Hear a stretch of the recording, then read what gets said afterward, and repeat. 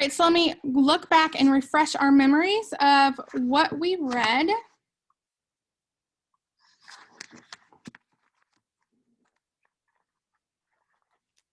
All right, so we were reading and they think Mr. Paskey might have kidnapped Wallace Wallace, but they're not 100% sure.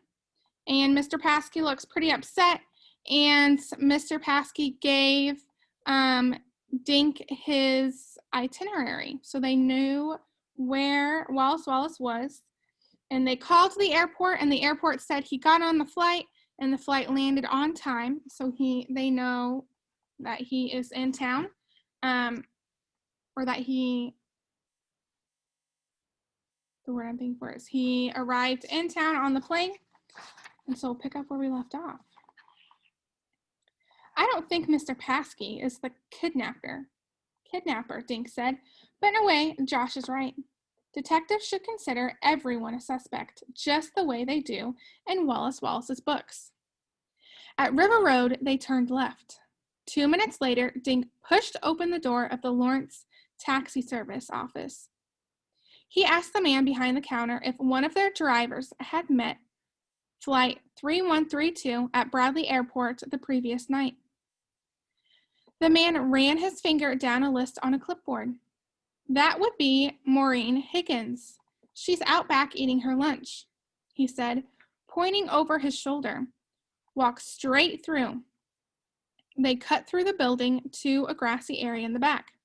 Through the trees, Dink could see the Indian River. The sun reflected off the water like bright coins. A woman was sitting at a picnic table eating a sandwich and filling in a crossword puzzle. Excuse me, are you Maureen Higgins? Dink asked. The woman shook her head without looking up. Nope, I'm Marilyn Monroe.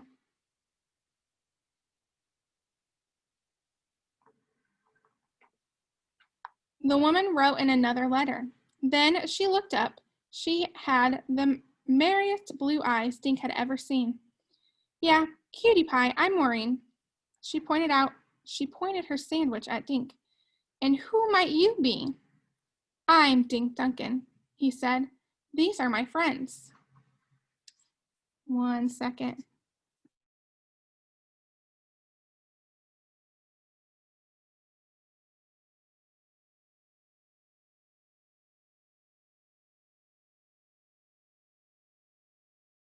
All right, let me figure out where I was.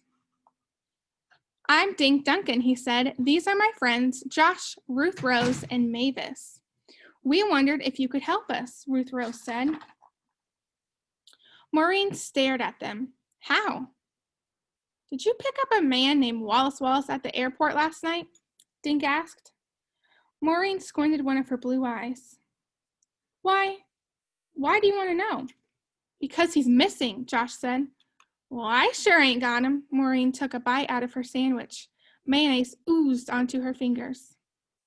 I know. I mean, we didn't think you had him, Dink said, but did you pick him up? Maureen nodded, swallowed. Sure, I picked him up. 7 o'clock sharp. I was there with my sign saying Wallace. The guy spots me, trots over. I take him out to my taxi. He climbs in carrying a small suitcase. Kind of spooky guy. Dressed in a hat, long raincoat, sunglasses. Sunglasses at night. Doesn't speak a word, just sits. Spooky. Did you take him to the Shangri-La Hotel? Dink asked. Yep, those were my orders. Guy didn't have to give directions, but it would have been nice if he'd said something. Past the time, you know. A lot of people, they chat just to act friendly. Not this one. Quiet as a mouse in the back seat. Maureen wiped mayonnaise from her fingers and lips. Who is this Wallace fella anyway? He's a famous writer, Ruth Rose said. Maureen's mouth fell open.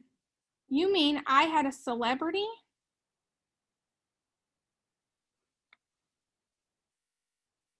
In my cab and never knew it? What happened when you got to the hotel? Josh asked.